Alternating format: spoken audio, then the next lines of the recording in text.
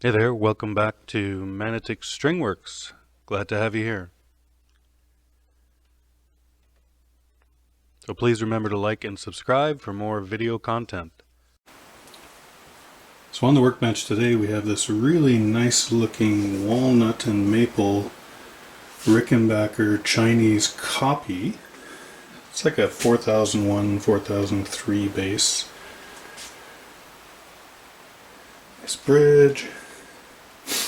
Standard controls, maple neck, shark fin inlays, those look cool. And the classic Rickenbacker style headstock. You'll notice the truss rod cover does not have Rickenbacker on it. The binding on the body, pretty nice finish. And there's two output jacks there, so I'm not sure what they do. We'll have to test them. So this is relatively inexpensive. Shipped pretty quickly in about 2-3 weeks. First impressions, it looks really nice. And here's the back of the base.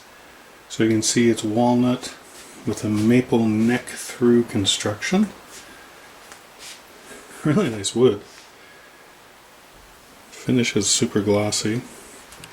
So better look at those two output jacks. Again, I'm not sure what they do. We'll see. The neck, one-piece neck, really nice. It's glossy finish. And just standard sort of generic tuners. So first impressions out of the box, it looks really good. I mean, if I get really close and you have a look at the finish here, you'll see there's some scratching on the wood under the clear coat. Binding looks pretty nice. One little area here, not the best maybe, a little bubble. Oh, this seems okay. Again, we'll check that. Not a fan of these pickup covers, they get in the way, that'll come off. The bridge looks substantial, I'm not sure how adjustable it is. If we look at the neck closely, and here's another spot where there's a big scratch right under the finish. Yeah, it's under the finish. The inlays are really nice. They all seem pretty flush. The frets are not sharp at all. It's not a professional fret job, but really not bad at all. Let's have a look at the nut. Yeah, it's just a plastic nut. Nothing great there. I see it's lifting a little bit there. We'll check that. Alright, let's check the electronics. So I'm going to plug it in now. There's two output jacks, so I'll just try one of them. The one on the right. Turn this on. Okay, so three-way switch should be the neck pickup.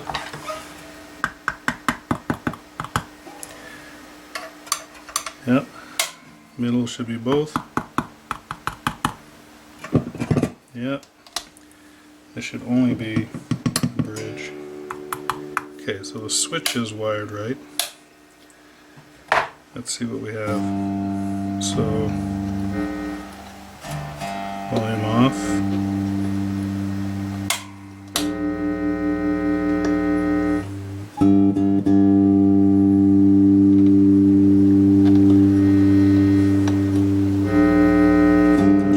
Does that in the off position.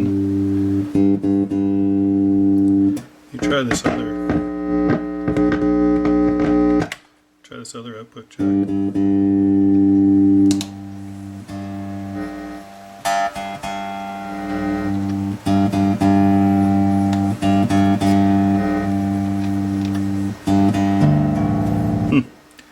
Okay, well, I mean, it makes noise. So we'll have to see how this is wired, if it affects anything, and I'm not quite sure what these two output jacks do. If they're independent of each other or they're just wired together for looks.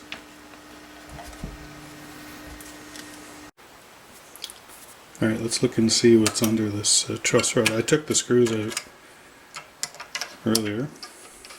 Put a little double stick tape so it wouldn't fly away on me. Okay, so a single truss rod,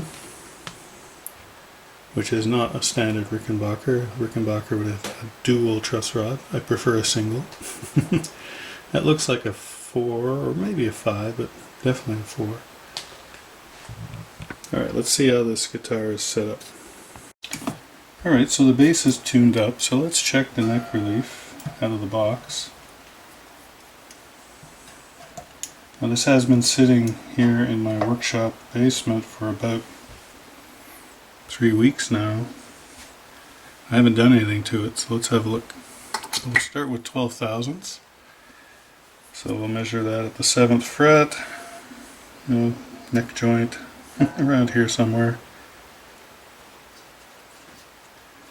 Okay, it's just barely touching, so I could probably use a little tweaking. Same on that side. So I'll just check the truss rod and see if that's working. So I'm pretty sure the truss rod nut's going to be a 4mm. It looked like it, so let's have a look. Got my 4mm T-wrench.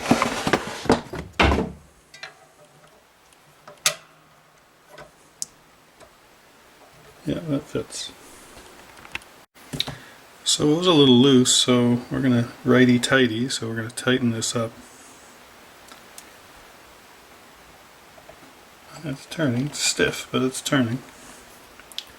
Give it about a quarter turn. Check again with the 12 thousandths. Oh yeah, there we go. So that's moving, that's a good sign. Okay. At least we know the truss rod works. So I did want to check and see if there's any buzzing.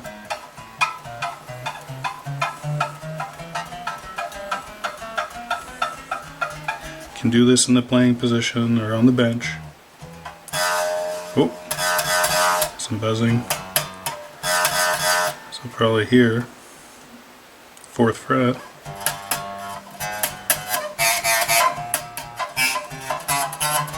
So definitely buzzing there.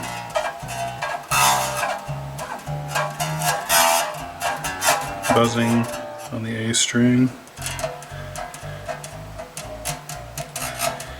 And the E string seems fine. I suspect the problem is the string height, so we're going to go back to that here. So 5/64 at the 17th fret. And I can get the 5 under the E string, no problem. But I really can't get it under the A and the D. And the G is pretty good. I mean, we could probably go up a little bit. So let's see what adjustments we have at the bridge. So this is a nice beefy bridge. And I notice we have a few different things here. So these big knurled screws, they don't move the bridge up and down. This is really just to hold the bridge in place. So those are just there to keep the bridge from moving once you've put in position. But you'll see there's 4 set screws, 2 on each end. There's actually 1 in the middle here too. So these are the screws that will move the saddle up and down, right? So again, like a Gibson Tune-o-matic, you can move the height on the E string or on the G, so the bass or the treble side can't do anything in between. But when I have a look at this, I notice that the radius is flat. So here, all the strings touch. So what I need are these 2 strings to be up a little bit to create that radius, right? I didn't check the radius yet on the bass, but I suspect it's probably about a 10, 9.5, 10. So here, if I use a 10, you can see that the A and the D string aren't touching, so they have to come up. But of course I can't raise them individually here, so I'm going to have to come up with a solution for that. And I think that will take away the buzzing as well. When I start to really have a good look at the bridge, I did notice something. Let's see if you can pick it up on the camera. It's actually not square to the body. I'll get in here close. So this side, you can see, is a little higher up than this side. And that's not just because of the body shape. It actually needs to come down here a bit, maybe about 1/8 of an inch or so. I want to measure the scale length and see where we are with that. So a Rickenbacker bass, a standard one, would have a scale length of 33 1/4, which is shorter than most basses, long scale basses. So if I use a tape measure, I'm going to go all the way to the nut, right the face of the nut. Yeah, and so this is really about a 34 scale length, which is a Fender scale length. And if I look here, the position of that saddle where the string rides on top is about 33 7/8. So I would move this bridge back at least 1/8 of an inch, if not a little more, and that would still allow play. That would give us better intonation, I believe. Certainly more adjustability. So really it's going to be about removing this screw, loosening this, tilting it just ever so slightly so we get around that 34-inch scale length right here, and that'll give us a bridge that is square to the neck, which is, ideal. Again, you can see it here. This side is definitely higher than this side when you use the maple neck through portion as a guide. And again, just to confirm, I'll use my 34-inch scale length fret ruler. So, notched fret ruler here. Yeah, so that fits a 34-inch scale. So yeah, this is definitely a Fender scale. So we'll make that adjustment to the bridge as one of the modifications. So let's check the first fret action, the nut action, and I'll use a 22 thousandths feeler gauge.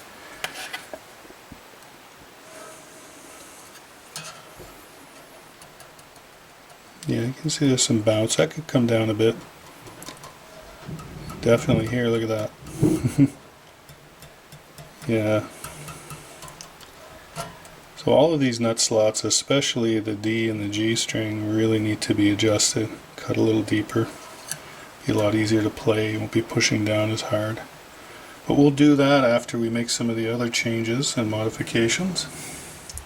And the nut action is always the last thing that we adjust after we've done a setup. Alright, so overall, I mean, it's pretty well built. A couple of little things that I think, at the factory, obviously they could have done a little better. Certainly paying attention to the position of this bridge, which looks like an easy fix.